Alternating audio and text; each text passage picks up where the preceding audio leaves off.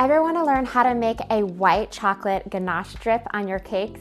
Watch this video to see how you can easily make this with only 2 ingredients. For stress-free cake tutorials and advice, be sure to hit subscribe and click on that bell to be notified whenever I post new videos. Also, if you want to hear more from me and see some behind-the-scenes stuff, make sure to follow me on Instagram at @Bakecause. So if you're like me, you love a good drip cake.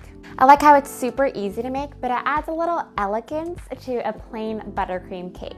So to make a white drip, all you need is a 1:3 ratio of heavy cream to candy melts.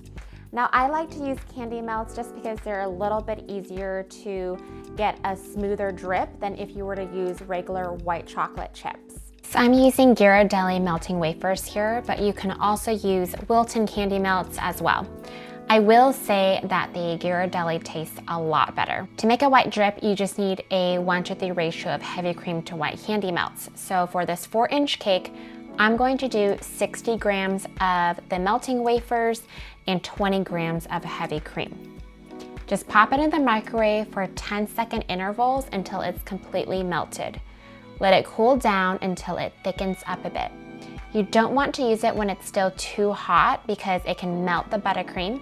And if it's too thin, the drips won't hold their shape and they'll just go all the way down the cake. Once it's cooled down, take your cake that has been chilled in the fridge and set it on your turntable. There's a couple different methods to apply your drip, but I like to just use a spoon. You can either start at the edge of the cake or pour it straight into the center of the cake and drag the ganache to the edges to make your drips. I like my drips to be different lengths, so play around with each one to get different sizes. Once you're done, let it set completely in the fridge. So there you have it, a super easy tutorial on how to do a white drip on your buttercream cakes. Let me know in the comments below if you try this method out, or if you have any other questions on drip cakes, then I can help answer in the next video.